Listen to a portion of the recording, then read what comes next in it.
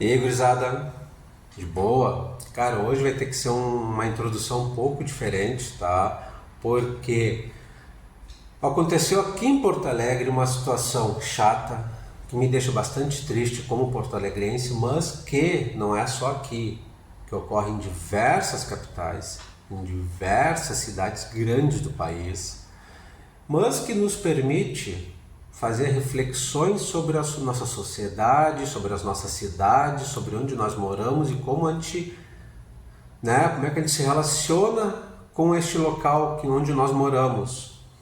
Que é o seguinte: dia 23 de julho, em Porto Alegre, uma quinta-feira fria, a Guarda Municipal realizou uma ação truculenta com guardas armados, numa quantidade muito grande de soldados, contra uma ONG que é a Cozinheiros do Bem.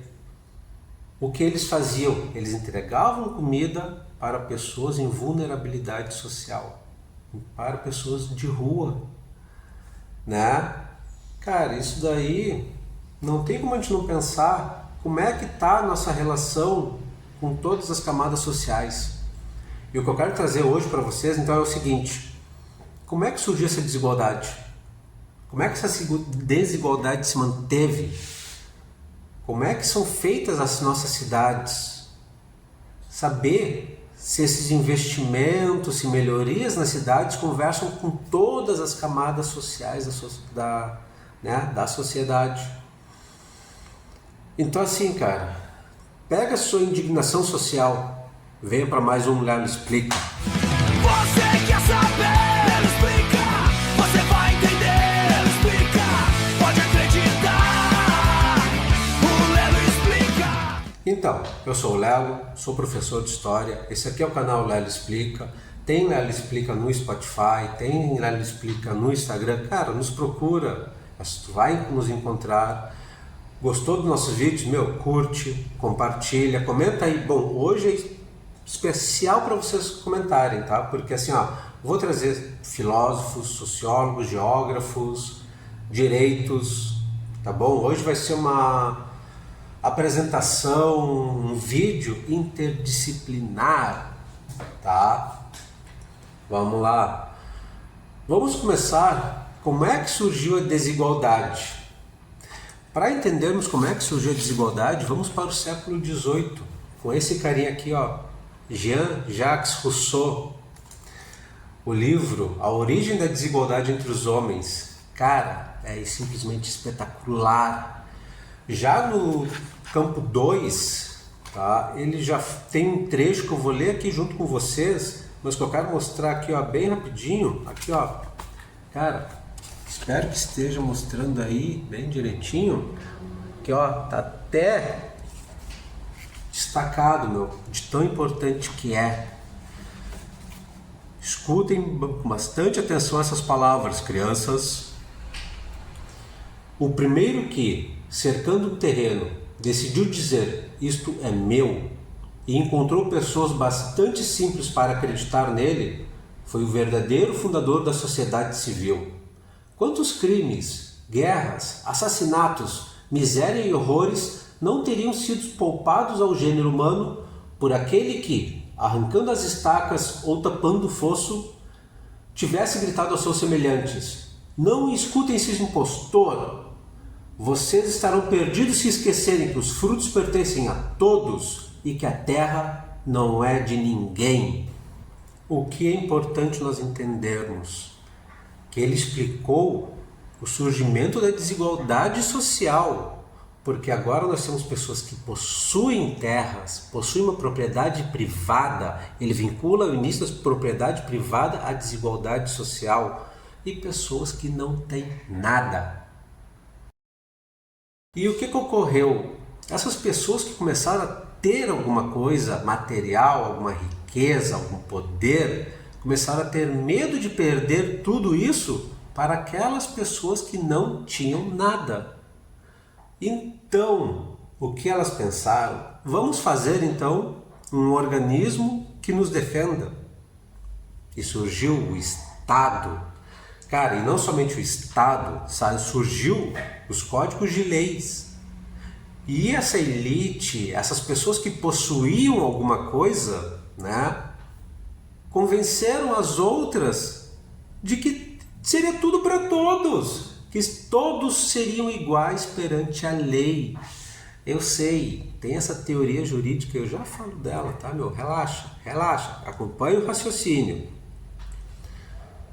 Então, cara, uma sociedade, um Estado e seus códigos de leis foi baseado numa sociedade que já nasceu desigual. Ou seja, o Estado nasceu desigual. Os códigos de leis já nasceram desiguais, tá?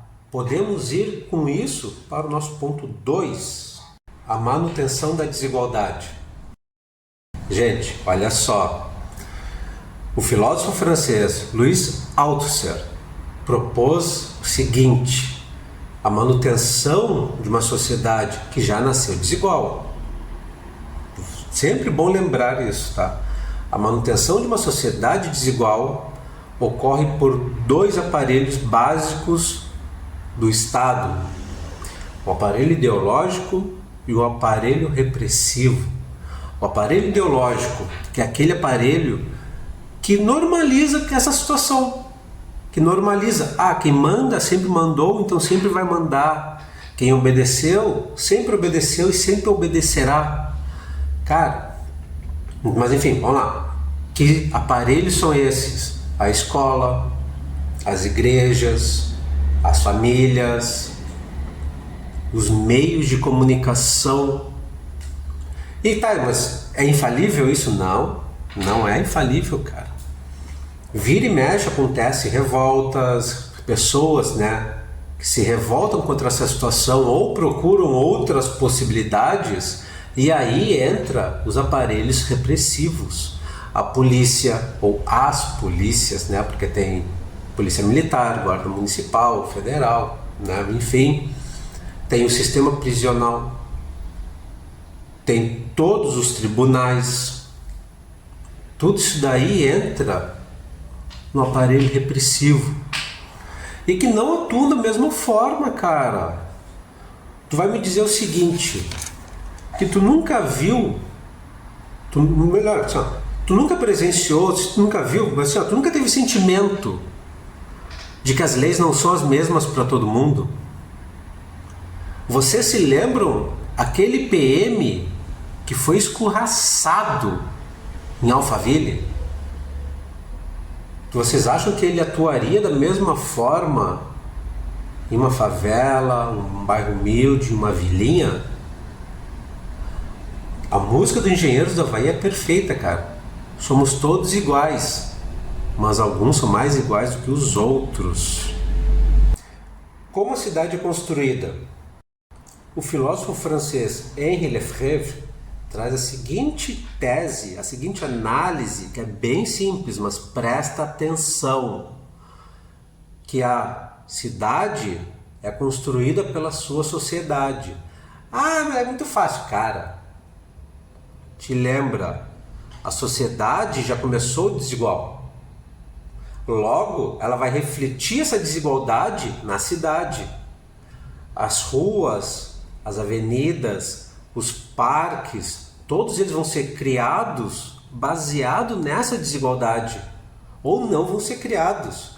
É aquela coisa, um bairro chique da tua cidade, meu, é perto de tudo. Eu nem sei em que cidade tu tá vendo esse vídeo, mas eu sei que um bairro bom é perto de tudo. É perto de hospital, perto de escola, perto de, né, de algum ponto turístico. Já um bairro periférico, não, né, meu? Talvez não tenha hospital, talvez as ruas sejam esburacadas, talvez falte uma luz. Estão entendendo? Eu sei que sim, cara. Vamos para o nosso quarto ponto. Tá, na edição agora eu percebi que eu estava esquecendo uma coisa importante do Frebe, que é uma sugestão que ele criou de cidade voltada para a população. Tá? Que é um conceito que virou o direito à cidade. Cara, é tão importante que entrou no Estatuto da Cidade. É uma lei nacional brasileira. Lei 10.257 de 2001, tá? Para vocês terem ideia, influenciou trazendo conceitos que, olha só, vou ler para vocês, tá? Função social da propriedade, gestão democrática da cidade, participação popular no planejamento urbano, combate à especulação imobiliária, planejamento voltado para o coletivo. E aqui fica a questão: vocês estão percebendo isso acontecer realmente nas cidades, nas capitais? Bom, vamos para a quarta questão que eu tive que voltar. A cidade é uma mercadoria? E aí, meu? Tu ia gostar que a tua rua fosse vendida? Que o teu bairro fosse vendido? Que a tua cidade fosse vendida?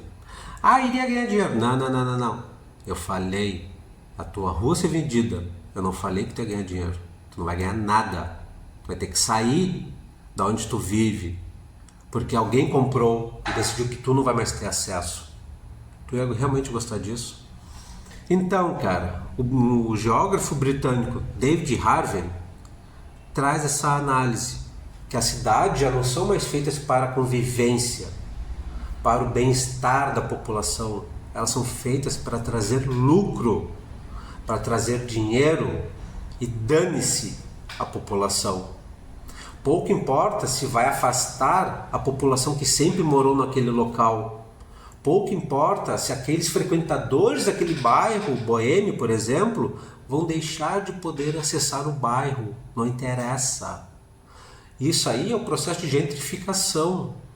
E que chegamos em Porto Alegre com isso. Porque o Viaduto da Conceição, o local onde ocorreu a ação da Guarda Municipal, passou por um processo de revitalização, sendo entregue para a iniciativa privada, que vai colocar nele investimentos, como lancherias, como um salão de estética. Só que esqueceram que já havia pessoas que já utilizavam aquele local. Porque assim, o Viaduto da Conceição fica próximo da rodoviária, do centro histórico, de uma área da cidade que está sendo bem negligenciada, e as pessoas ali vão caminhando para o Viaduto da Conceição para se alimentar com a distribuição dessas comidas da ONG dos Cozinheiros do Bem, capitaneada pelo Júlio Rita. Enfim, cara, chegamos em Porto Alegre. Por que ocorreu essa ação? Sendo que chegou na hora do direito também. Não existe lei que proíba a distribuição de comida para os mais necessitados. Pelo contrário, Porto Alegre deliberadamente aceita e diz que precisa de ajuda para haver uma assistência para essa população. Não é uma coisa, tiraram da cabeça. Não. Ou seja, por que ocorreu isso? Por que uma guarda municipal foi fortemente armada contra pessoas de rua, sem nada, que só estavam ali para ganhar comida? Investimentos são para todos. Um ponto bem importante aqui, galerinha, é o seguinte: nenhum autor que eu trouxe aqui diz que investimento é uma coisa ruim. O investimento da iniciativa privada é uma coisa ruim. Que fazer revitalização de um local é uma coisa ruim. Pelo contrário, é uma coisa boa. Tudo que eu estou trazendo para vocês é o seguinte: estão revitalizando para quem? Estão fazendo investimentos para quem? Para toda a população? Só para quem tem dinheiro? Isso é justo? Então, gente, isso aí que eu preciso que vocês reflitam e me digam. Diz aí no comentário o que tu acha, tia. É justo pessoas que sempre estiveram ali serem obrigadas a sair? É justo, assim, uma ONG que faz um serviço que a prefeitura diz que é essencial sofrer uma ação truculenta que nem sofreu? É justo? Esse é o tipo de cidade que tu quer? Esse é o tipo de cidade que tu quer para os teus filhos? Tu tem certeza que tu vai participar dessa cidade se tu não vai entrar naquela camada que vai ser jogada para fora. Pois bem, cara, gostou? Meu, deixa o like. Faz um comentário, cara. Compartilha o nosso conteúdo com pessoas que tu acha que vão gostar desse tipo de reflexão. Conhecimento é para ser compartilhado. Beleza, gente? E assim, ó, lembrando, isso aqui é só um recorte. Eu trouxe alguns teóricos. Sabe outros? Meu, põe aí nos comentários. Vamos conversar um pouco, beleza? Até o próximo, galera. Muito obrigado pela companhia e até mais. Você quer saber?